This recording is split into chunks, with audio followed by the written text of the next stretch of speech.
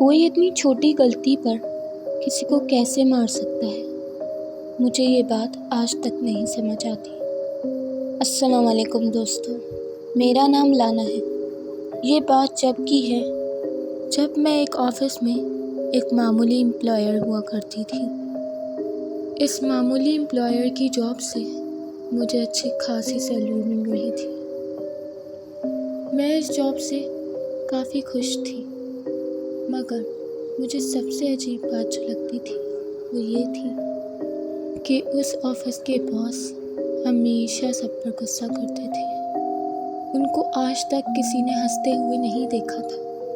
वह हमेशा गुस्से में ही रहते थे। सब कहते थे कि जब से उनकी वाइफ की डेथ हुई है वो ऐसे हो गए हैं। वो छोटी से छोटी गलती पर सब पे बहुत गुस्सा करते थे, इसलिए सभी एम्प्लॉयर उनसे बहुत डरते थे।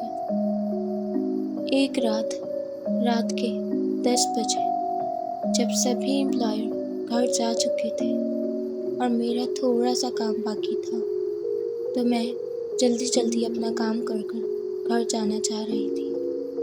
जब मेरा काम बस ख़त्म ही होने वाला था, अचानक मेरे पास बॉस आ गए। बॉस ने मुझसे कहा कि नीचे स्टोर रूम में कुछ फाइलें पड़ी हैं, वो दिए बगैर तुम नहीं जाना। मैं जल्दी घर जाना चाहती थी, इसलिए मैं जल्दी से स्टोर रूम में गई और वहाँ से फ़ाइल निकालकर बॉस के पास आई। मुझे देखकर बॉस खड़े हो गए और मुझे गुस्से भरी निगाहों से देखने लगे। थोड़ी देर गुस्से से देखने के बाद बॉस ने मुझसे कहा, तुम्हें वाकई लगता है कि तुम टाइम पर आई हो? तुम पूरे 2 मिनट लेट हो। चलो तुम्हें एक राज की बात बताता हूँ। तुम्हें पता है ना कि मेरी वाइफ की डेथ हो चुकी है। जानना चाहोगी कि क्यों हुई? क्योंकि वो मुझे खाना देने में 5 मिनट लेट हो चुकी थी और मैं वक्त का बहुत पाबंद हूँ, इसलिए मैंने उसे छत से नीचे धक्का दे दिया। हा हा हा हा हा हा हा।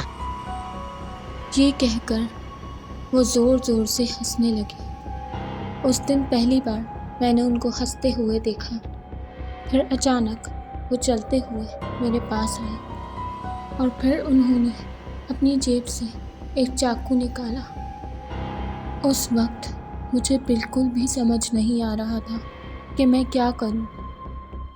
फिर अचानक पता नहीं कैसे पर मैंने उनको धक्का दे दिया और मेरे धक्के से वो दूर जाकर गिर गए। उनको धक्का देने के बाद मैं जल्दी से बेसमेंट में गई और भागते अपनी कार में बैठ गई। कार में बैठते ही मैंने फुल स्पीड पर गाड़ी भगाई और जल्दी से घर पहुंच गई। घर पहुंचने के बाद मुझे समझ नहीं आ रहा था कि मैं क्या करूं। फिर मैंने जल्दी से फ़ोन निकाला और पुलिस को कॉल मिलाई और सब कुछ बताया। पुलिस ने उसी वक्त बॉस को अरेस्ट कर लिया और पुलिस स्टेशन ले गए। पुलिस ने बॉस को मर्डर केस के अंदर जेल में डाल दिया। कुछ दिनों बाद बॉस के खिलाफ सारे सबूत भी मिल गए और उनको उम्र भर की कैद सुना दी गई।